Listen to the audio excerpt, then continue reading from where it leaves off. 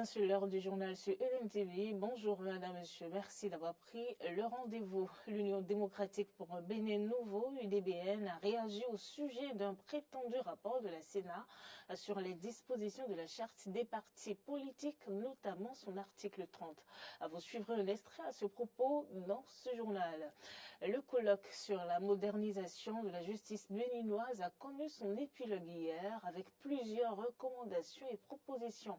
Le compte rendu de Clémence Tonocoin est à suivre également dans cette édition. Et puis, au Rwanda, Robert Kyagulanyi, l'opposant ougandais, a été arrêté hier alors qu'il rentrait au pays. C'est l'actualité en Ouganda. On en parle en fin d'édition.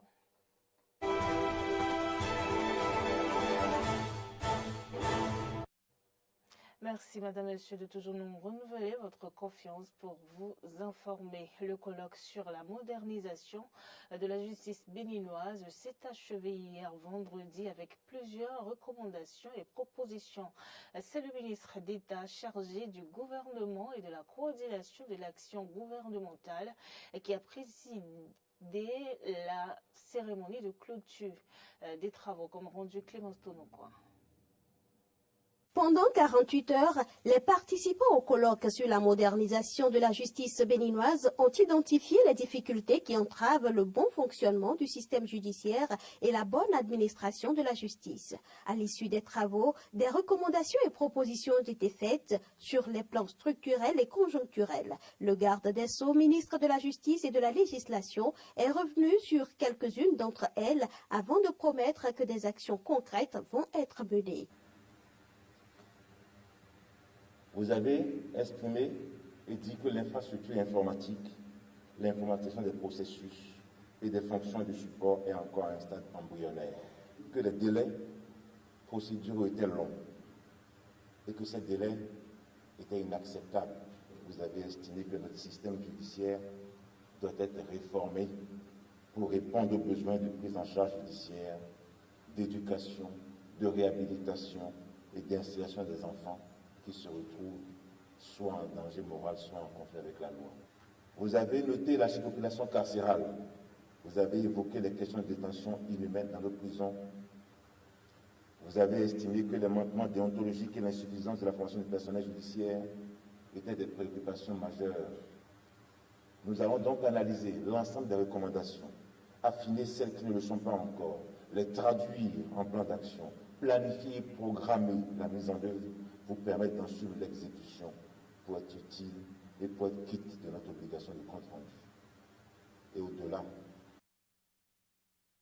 Depuis 2016, le gouvernement du président Patrice Talon a entrepris des réformes dans le secteur de la justice afin de lui permettre de jouer toute sa partition dans le processus de consolidation de l'état de droit. Les recommandations du présent colloque confirment la nécessité et le sens de ces réformes. Le ministre d'État chargé du développement et de la coordination de l'action gouvernementale rassure que le gouvernement continuera de jouer sa partition. La justice, vous le savez, est à la fois une vertu et une institution. C'est un service public spécifique qui doit répondre aux exigences d'efficacité et de modernisation. Le thème de votre colloque est en parfaite adéquation avec les préoccupations largement partagées des meilleurs fonctionnements de l'appareil judiciaire à l'ère de la digitalisation des services publics de la justice, des réseaux sociaux, de la modernité. Vos recommandations sont claires. La justice doit moderniser ses méthodes de travail, sa crédibilité, la qualité et la célérité de ses décisions pour répondre aux attentes légitimes de nos concitoyens. Le gouvernement, je peux le dire ici, jouera sa partition dans l'impulsion et la dynamique du changement pour faire de notre justice une justice performante, proche et efficace, ancrée dans nos problématiques nationales. Rappelons que 2 plénières et des ateliers sur 13 thématiques ont meublé les travaux. L'Union démocratique pour un Bénin nouveau, par la voix de Jean-Paul Ibikunle, a réagi au sujet d'un prétendu rapport de la Sénat sur les dispositions de la charte des partis politiques, notamment son article 30. Et ce qui choque le plus le parti, c'est une certaine communication organisée à ce propos par l'entremise des médias. Écoutons Jean-Paul Ibikunle au micro de Moriano Agua. Le ministère de l'Intérieur et la Sénat nous ont saisis au fin de nous rendre disponibles pour une tournée que ces deux structures projettent. Au niveau du ministère de l'Intérieur, ils ont été vraiment coopérants parce que nous leur avons indiqué qu'actuellement, dans la période, notre siège national, qui est à Godomé d'Ekoumbé, était en chantier. Je crois que tous ceux qui sont dans la zone, beaucoup de Béninois savent que nous sommes en chantier pour construire, pour doter le parti d'un plus grand siège avec beaucoup plus d'ambition. Et donc nous leur avons marqué notre indisponibilité, mais ils ont compris et ils ont demandé des documents que nous avons fournis. Régulièrement, ils nous ont même remerciés pour cette démarche. Mais pour la Sénat, nous avons reçu une lettre qui nous invite, qui nous informe d'une tournée et qui nous invite à une séance de travail, je crois, l'avant-veille de la date retenue. La présidente n'était pas sur le territoire, ni les minacas du parti, le bâtonnier d'Ikui, mais la présidente s'est fait représenter par son assistante qui allait à la séance et qui lui a expliqué ce que je venais de vous dire, que l'UDBN le siège était en chantier et qu'il fallait qu'on convienne d'un autre rendez-vous qui permette à tout le monde d'atteindre sa mission. Mais c'est resté lettre morte.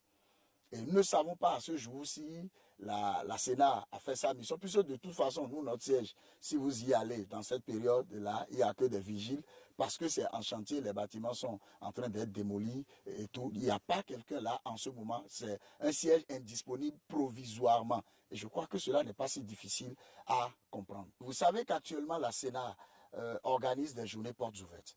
Que le président de la Sénat lui-même s'adresse aux journalistes et leur dise que il y a une mission de contrôle et que le rapport est en train d'être finalisé, le rapport va être transmis au ministère de l'Intérieur pour des décisions à prendre, c'est ça qui me choque.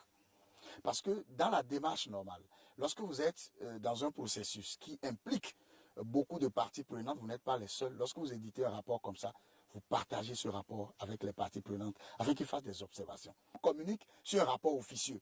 Ce n'est pas normal. Et donc nous exigeons, nous demandons avoir le contenu de cela pour savoir si réellement notre lettre que nous avons envoyée, les arguments que nous avons fait valoir sont dans le rapport. Parce qu'on ne sait pas ce qui est écrit. Puis on dit que le ministère va prendre des décisions. Et même quand on parle de décisions, la charte des partis politiques, l'article 30, sur lequel on se base pour dire c'est fonctionnel et tout. Mais l'article 30 dit comme sanction que tous les partis qui n'ont pas le siège, qui n'ont pas ces trucs, et ces différents éléments, mais qu'on leur arrache le financement public. Mais l'UDBN n'a pas de financement public.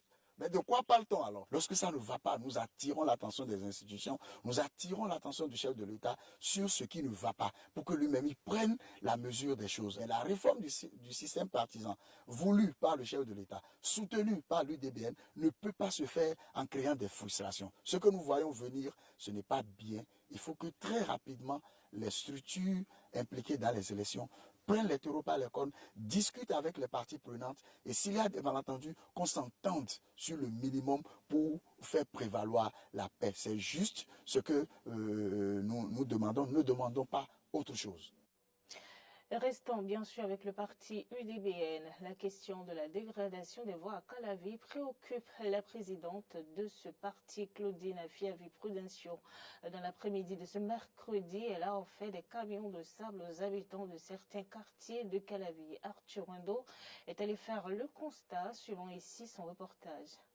Quelques ruelles et vents d'Abomey-Calavi ont aussi bénéficié des camions de sable offerts par la présidente Claudine Afiavi-Prudencio. Selon le jeune acteur politique, membre du parti UDBN, Draman Orudiko, c'est un geste salutaire effectué par la présidente de l'Union démocratique pour un Bénin nouveau, parti très sensible aux problèmes de la population. Vous savez, l'UDBN est un parti très sensible au vécu, aux problèmes de la population.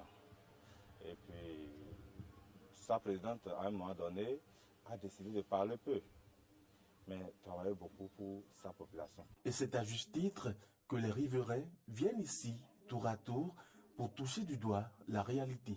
Cela, on a amené ça beaucoup ici, là, c'est bon. Parce que l'eau, là, ça coule beaucoup ici. Et ça va amener un autre problème. Si on a amené, on va faire trembler ici, là. Si l'eau peut arrêter, là, c'est bon. Ma joie est grande, elle est immense. C'est vrai, ce qui est venu là, c'est déjà quelque chose. Et notre prière est que ça suive pour que la joie soit plus grande. Parce que nous vivons des situations un peu compliquées dans ce quartier quand il pleut. À des moments donnés, les enfants ne peuvent plus aller à l'école parce que l'eau remplit toute cette vent. Et en amont aussi, il y a de l'eau partout. C'est pourquoi nous-mêmes, sur nos propres fonds, on a essayé de gérer. Mais ça ne marche pas parce que c'est insuffisant. Donc avec ce que nous venons de recevoir, vraiment, c'est un ouf. Une bouffée d'oxygène qui va nous aider vraiment à commencer à dire « Ah, on pense à nous enfin ». La présidente, selon la plupart des riverains rencontrés, mérite des remerciements car elle vient de régler la question de difficultés d'accès à certaines rues de la commune d'Abomey-Calavi. Moi, je vais l'encourager seulement. S'il peut nous aider comme ça, allez, voilà, juste là-bas, là, c'est bon. Je voudrais la féliciter. J'ai souvent l'habitude de dire que c'est une femme battante, l'Amazone. L'Amazone, du côté social, elle en fait beaucoup. Et je voudrais quand même qu'elle passe davantage à nous. Ce qu'elle a fait, d'autres en ont besoin. Mais nous, c'est une grâce pour nous de l'avoir aujourd'hui. Donc si on peut aller jusqu'au bout et puis avoir le minimum là qu'il faut quand même pour avoir un peu de joie dans le quartier, ça nous fera beaucoup de plaisir. Pour être heureux, il faut penser au bonheur des autres, dira Gaston Bachelard. Et c'est ce que vient de faire la présidente Claudine Afiavi Prudencio. Que cela fasse donc école au sein de la société.